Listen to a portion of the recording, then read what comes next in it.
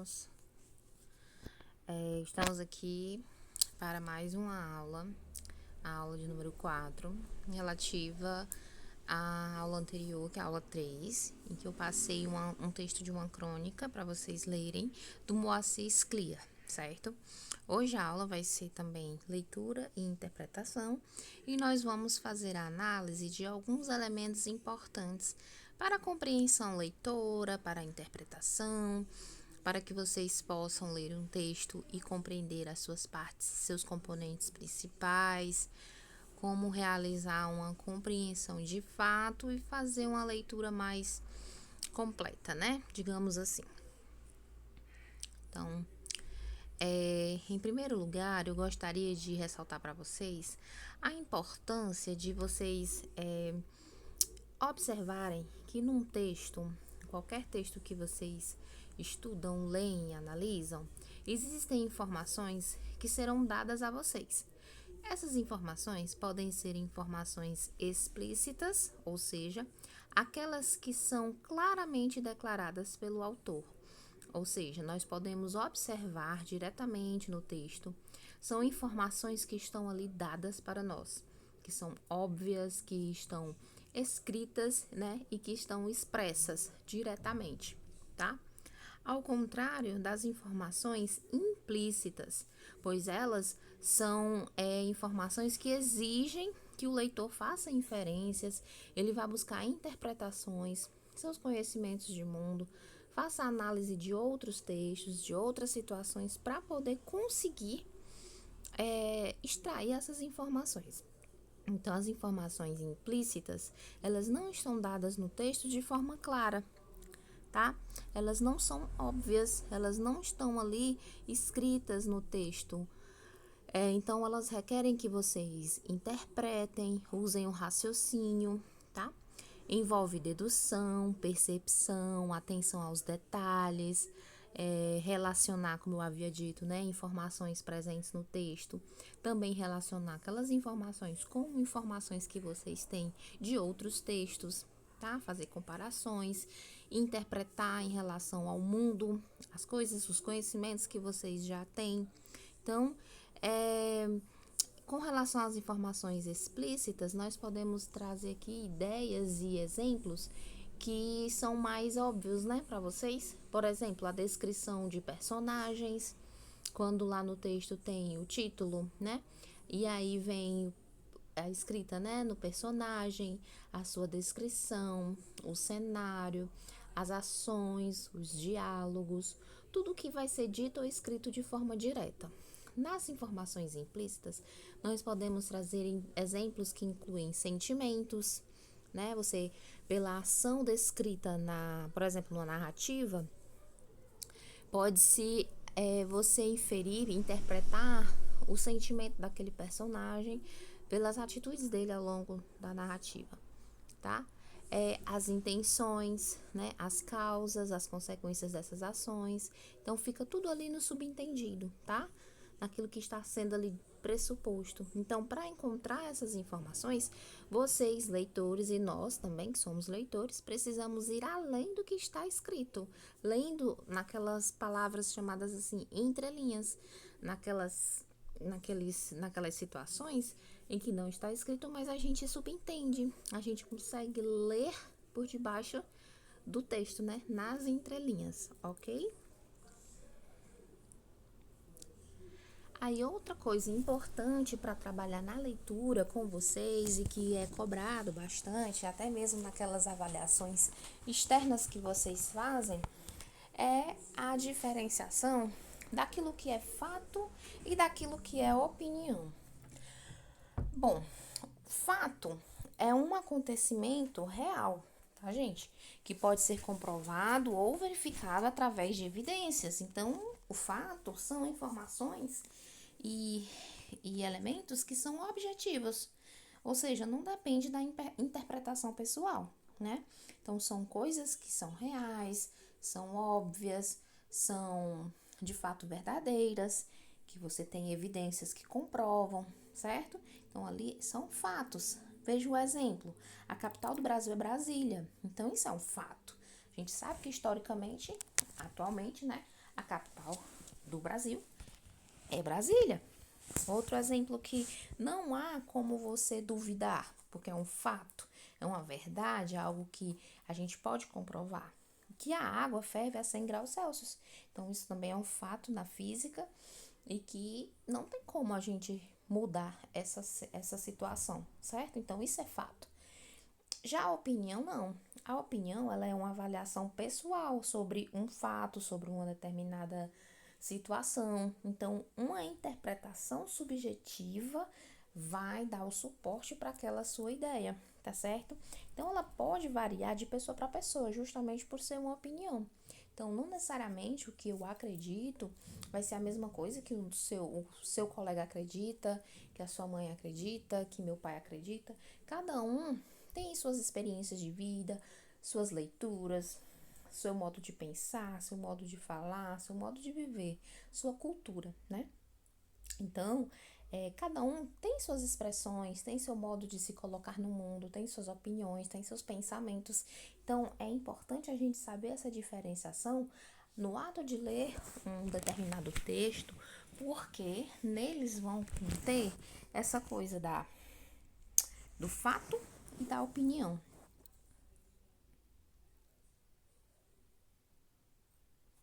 certo? Porque é importante a gente fazer essa diferenciação, justamente para evitar opiniões que são consideradas falsas, que busquem ludibriar o leitor, enganar, tá certo? Então, isso aconteceu muito no período da pandemia, as fake news, quando as pessoas emitiu suas opiniões nas redes sociais, e isso não tá errado, tá? Então, eu quero deixar bem claro aqui para vocês que não está errado emitir sua opinião, falar o que você acha, se posicionar, até porque nós vamos estudar alguns gêneros e que trabalham isso mesmo, esse posicionamento, essa sua capacidade de falar com criticidade sobre algo. Mas essa sua opinião ela tem que ser embasada em algo verdadeiro, em algo de fato, né? Não necessariamente você vai sair dando sua opinião do jeito que você quiser, porque aí você vai ocorrer em erros. Você pode acabar falando tendo falas preconceituosas, cair em falácias, em mentiras que podem prejudicar não só a você, como também a sociedade de um modo geral. Então, como eu havia dito, no período da pandemia, houve muita divulgação de informações falsas, baseadas apenas em opiniões pessoais, tá?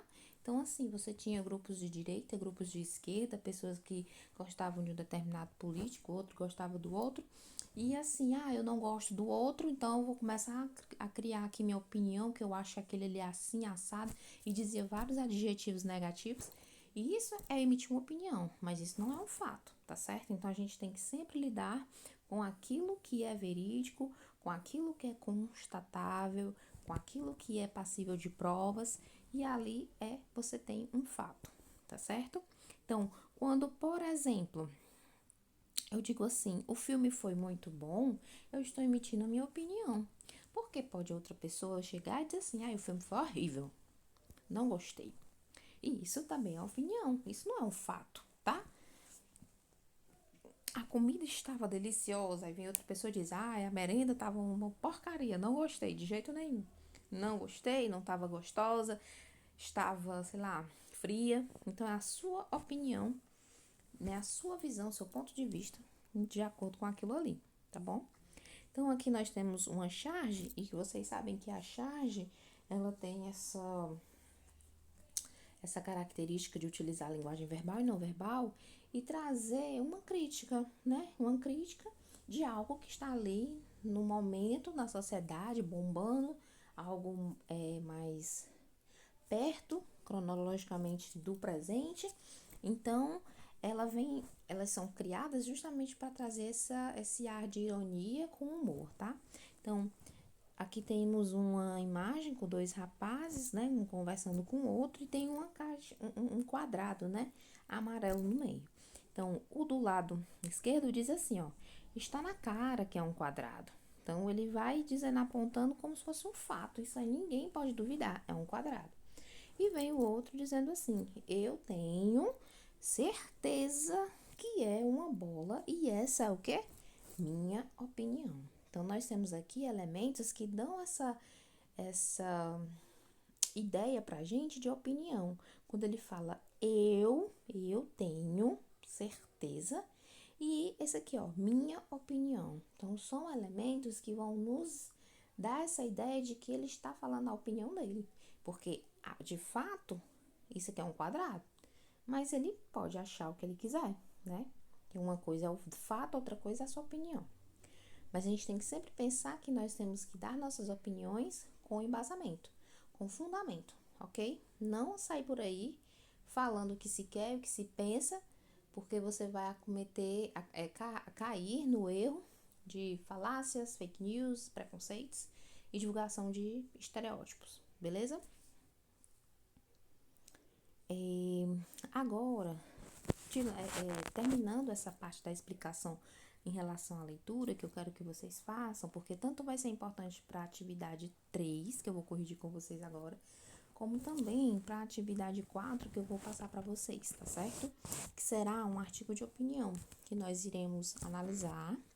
Em primeiro lugar, vamos fazer a atividade, vamos ler, e depois a gente vai, no decorrer das outras aulas, explicar com mais detalhes as características do gênero artigo de opinião. Agora, voltando aqui, né? Nós vamos trabalhar a crônica de Moacir Sclia, que na aula 3, na semana passada, eu pedi para que vocês lessem e fizessem uma atividade, tá? O título dessa crônica se chama Sobre Cartas e Crateras. Retomando aqui rapidamente sobre o gênero crônica, que nós havíamos estudado nas aulas passadas, a crônica, ela é um gênero literário e ao mesmo tempo jornalístico, que ela vem com esse caráter híbrido, por justamente circular nesses dois ambientes, né, digamos assim, que seria o meio jornalístico, meio de jornais, revistas e também o meio literário, né, porque temos escritores de ficção, escritores da nossa literatura que também fazem esse tipo de texto. E o Moacir Sclia é um deles. E nós estudamos a crônica e ela está muito relacionada a narração, digamos assim, né, tanto narração como descrição, sobre algum fato, sobre algo do dia a dia, né, algo do cotidiano das pessoas que promove uma reflexão, e aí o cronista vai escrever esse texto que tem, assim, um caráter, ele é duplo, no sentido de ser jornalístico e literário, mas também ele é pequeno, tá, é escrito em prosa, não é escrito em verso, como os poemas, como eu havia dito para vocês. Tem uma língua, por ser algo que é do dia a dia, do cotidiano, ele tem uma linguagem mais próxima da gente, ele tem uma linguagem mais informal, uma linguagem do dia a dia, em que não há essa preocupação tão excessiva em relação aos usos dos termos da linguagem, né? Digamos assim, o uso de gramática, de palavras muito rebuscadas e difíceis, tá? Então, a crônica, ela tem esse aspecto primordial relacionado ao tempo, cronologicamente marcada, tá certo? E esse aqui é sobre cartas e crateras. Muitas vezes a crônica vem para promover uma reflexão, quando é aquela crônica reflexiva, né? Então, sobre cartas e crateras, a gente pode dizer que sim, ela também tem esse caráter de reflexão. Antes de tudo, vamos falar aqui sobre o cenário da história, né? Ela se passa num passado, obviamente, mas é um passado próximo, porque os acontecimentos estão no passado, mas assim, próximo do período em que a notícia foi lida pelos personagens, né? Então, nós vamos ver que foi a partir de uma publicação de uma notícia que os personagens lá estão lendo e começa realmente a escrita dessa crônica, tá certo? O lugar, não há uma definição exata do lugar onde acontece a história. A gente sabe que foi publicado em São Paulo, então, na Folha de São Paulo, então provavelmente foi em São Paulo, mas não se sabe se dizer, por exemplo, se foi numa cafeteria, que os personagens estavam na cafeteria, se eles estavam em casa, se eles estavam num parque. Então, não há essa menção lá na história. Pronto. E como personagem da história vai aparecer o namorado e a namorada, que não são citados assim com seus nomes próprios, não aparecem os nomes próprios desses personagens. E eu coloquei aqui como narrador, observador, personagem, mas ele não é personagem, tá, gente? Eu só coloquei aqui que como algum elemento também importante para a gente analisar, que é o narrador, observador, que é aquele que vai contar os fatos, tá? Tá de fora, não participa da narrativa, e ele vai contar pra gente, narrar os acontecimentos. Então, ele é um narrador observador. Se ele participasse da história, ele seria narrador personagem, que ao mesmo tempo conta a história e participa, beleza? Então, vamos lá. Como parte da história. O começo, né? A história começa a partir da leitura de uma notícia sobre um desabamento ocorrido. E aí os personagens leem sobre esse desabamento, que é justamente algo do cotidiano que acontece, que certo que pode não acontecer com tanta frequência pra gente, mas assim, é algo que é do cotidiano. E surge a pergunta, o que você faria se sua casa fosse derrubada, né? Se ela fosse desabar. Aí, ao longo da narrativa, os personagens, o casal, vai discutindo acerca dos itens que supostamente seriam resgatados em caso de desabamento. E aí, no fim, após a discussão, o namorado se irrita pelo esquecimento e pela pouca importância dada pela namorada às suas cartas. E que, ao final, ela faz uma reflexão. Então, aqui é só um breve resumo para que a gente possa fazer a leitura, tá? Eu vou aqui sair dessa tela para que a gente possa fazer essa leitura comentada com vocês. Então, tá aqui.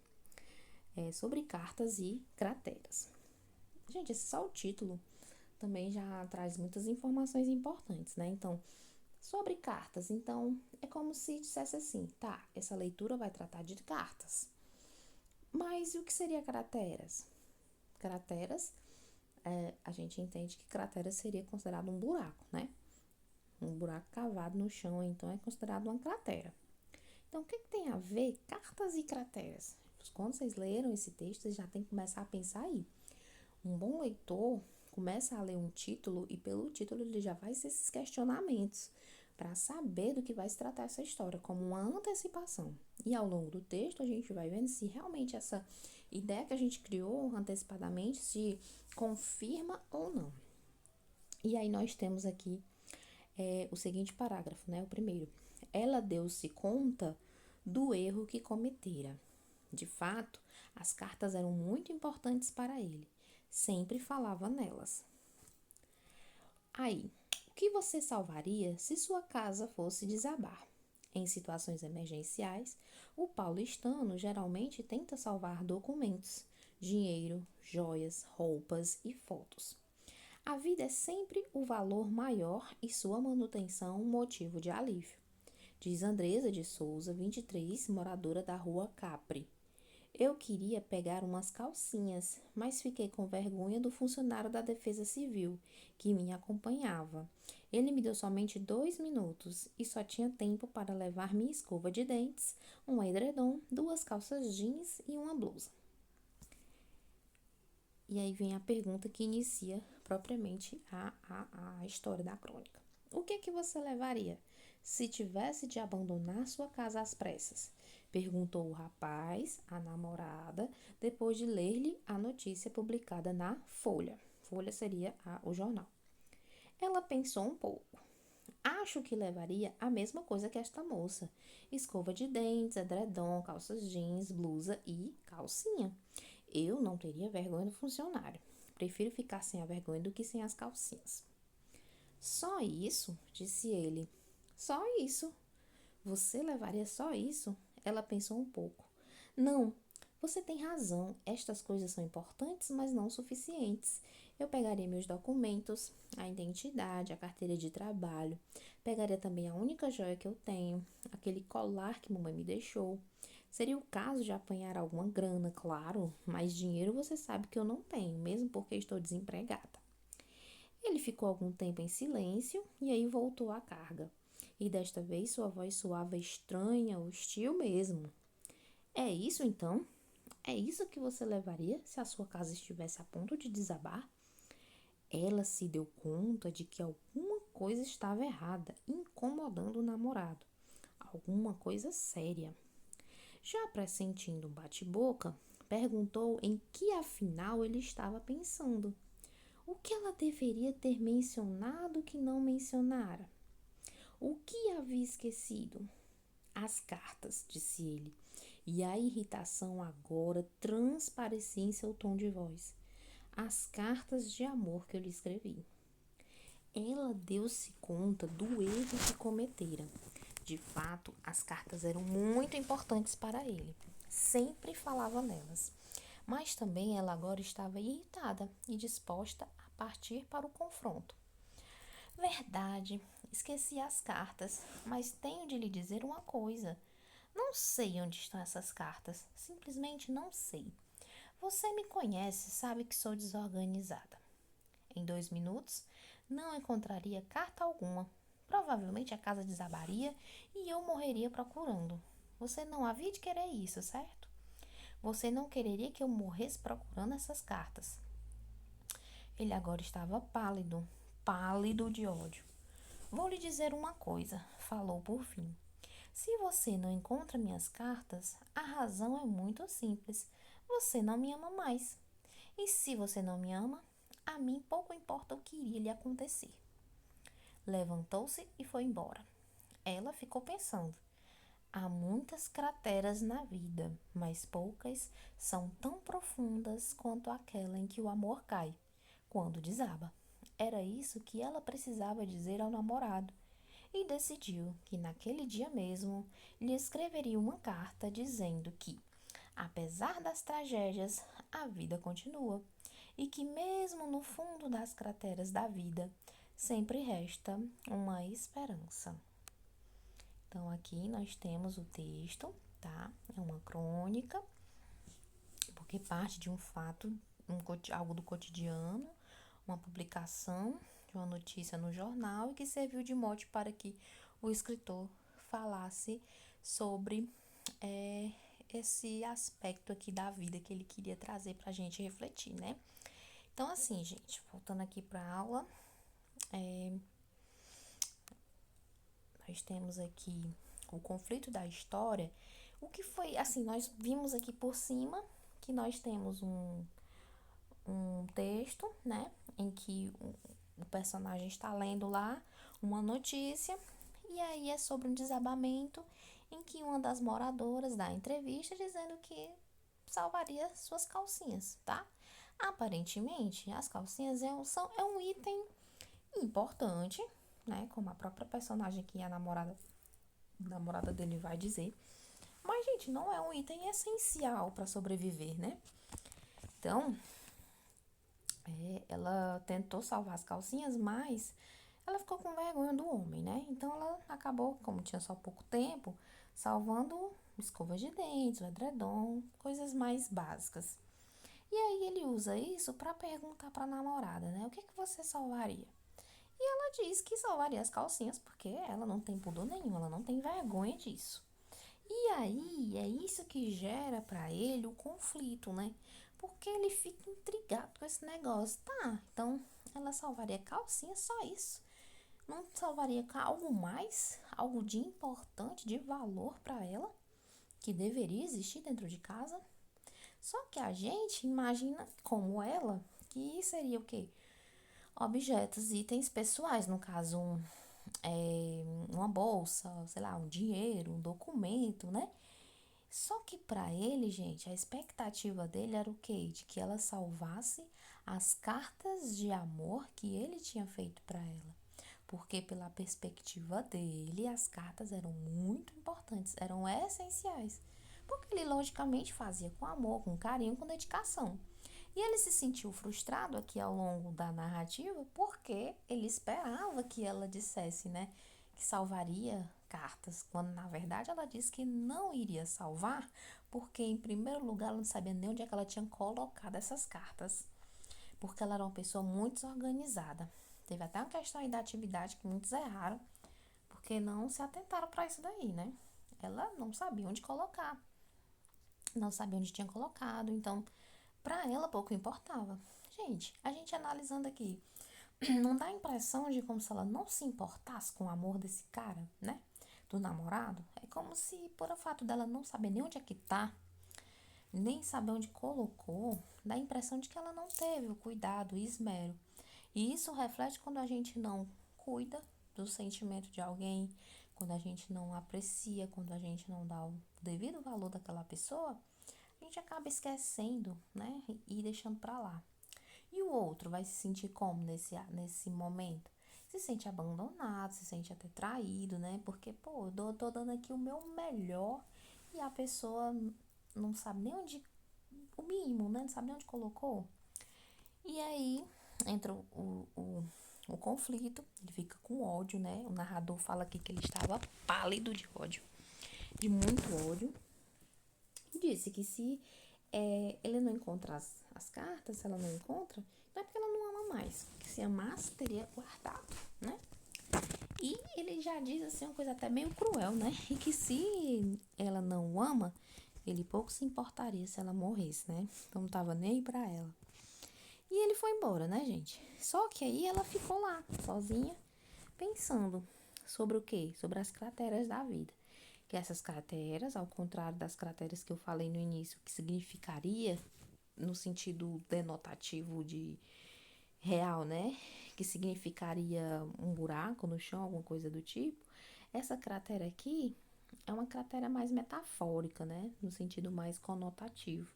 Os buracos da vida, os vazios que são deixados, os buracos que nós cavamos dentro de nós, dentro dos relacionamentos, né? Então ela fala que há muitas crateras, ou seja, muitos buracos na vida, mas poucos são tão profundos quanto aquelas que o amor cai. Então, quando o amor cai, é mais profundo, é mais difícil de resgatar, né?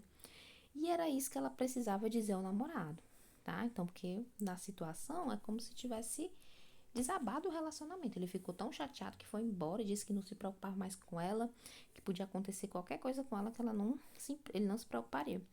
E ela tentava falar isso, então ela refletiu, né? E ela queria dizer para ele que apesar de haver uma tragédia, tentando comparar a tragédia da vida real, que seria um desabamento, que não aconteceu aqui com eles, tá? Mas pensando assim, uma tragédia, né, hipoteticamente falando, e o fim do relacionamento deles, que supostamente a gente poderia pensar aqui, dá para sobreviver e dá pra gente tentar continuar a vida, né? E que apesar dessas crateras, sempre vai restar uma esperança, uma maneira de a gente voltar, tentar melhorar, tentar refletir sobre a vida. Tanto que lá no início desse texto ela traz essa reflexão. Olha aqui a reflexão dela. Ela deu-se conta do erro que cometeram, então ela percebeu que errou. Porque de fato as cartas eram muito importantes para ele, porque ele sempre falava nelas, tá, gente? Então isso aqui é uma reflexão provocada por uma crônica, tá? Refletir sobre o amor, sobre a vida. E aqui o conflito que eu tinha dito pra vocês, né? É o fato da namorada esquecer ou não priorizar as cartas que o namorado dela lhe deu. E a conclusão, né? Podemos concluir que a crônica vai sobre cartas e crateras vai apresentar uma situação que aborda as escolhas e as prioridades das pessoas diante de uma situação de emergência, né? E que gera um conflito e uma reflexão na namorada a respeito do amor e da vida. Agora vamos analisar os elementos dessa história. Qual é o tema ou ideia principal da história? Muitos erraram lá na atividade, mas o tema ou ideia principal da história é a existência de boas expectativas em meio às aflições, tá? Então a gente tem que estar sempre pensando que, apesar de tudo, apesar das tragédias, apesar da vida ser cheia de crateras, cheia de buracos, existem coisas boas que a gente deve tentar conseguir. E qual é a finalidade, então, dessa história? É transmitir a ideia de que a esperança pode ser encontrada mesmo nas dificuldades da vida, tá, gente? Então, vamos pensar assim positivamente que é isso, apesar de tudo que aconteceu, a crônica traz essa reflexão para aqueles relacionamentos que estão acabados, né, destruídos ou que estão nessa fase, que pode acontecer algo melhor, né? Que pode sim haver vida. E qual seria o público-alvo dessa crônica? Como ela foi publicada em um jornal, então os leitores do jornal, em revistas, né, adultos, certo? Ou pessoas que se interessam por crônicas, tá? Ele não tem, assim, um público-alvo definido, mas poderia também atingir pessoas que estão, assim, passando por situações dolorosas na vida, né? Que trazendo essa mensagem de esperança e de reflexão. E aí, qual foi a reflexão no final proposta? Ele levantou-se e foi embora. Ela ficou pensando, há muitas crateras na vida, né? Como eu tinha dito para vocês, né? Mas ela diz, apesar das tragédias, a vida continua. E que mesmo no fundo das crateras da vida, sempre restará uma esperança, né? Então, assim, essa foi a leitura do nosso texto, a correção, digamos assim, porque vocês voltam lá no formulário e tentem formular as perguntas, as respostas de vocês, de acordo com a minha explicação. Foi uma crônica tranquila, uma crônica fácil de ler. Vocês viram que o texto aqui, ó, não é um texto com vocabulário complicado, tá? Certo? Então, assim, a fluência à leitura de vocês vai ser cada vez mais melhorada, se tornará melhor a cada dia, à medida que vocês lerem mais e praticarem mais, tá bom? Então, a atividade que passarei para vocês será sobre isso, sobre fato, opinião, que foi no início lá dessa apresentação de aula, para que vocês possam comprovar se de fato compreenderam a questão do fato, da opinião, dessas mensagens que são implícitas ou explícitas. E é isso que eu quero de vocês agora. Nas próximas aulas, irei falar sobre o artigo de opinião, e aí já seria uma boa forma de introduzir esse assunto com vocês. Muito obrigada pela atenção, e é isso, pessoal. Até mais.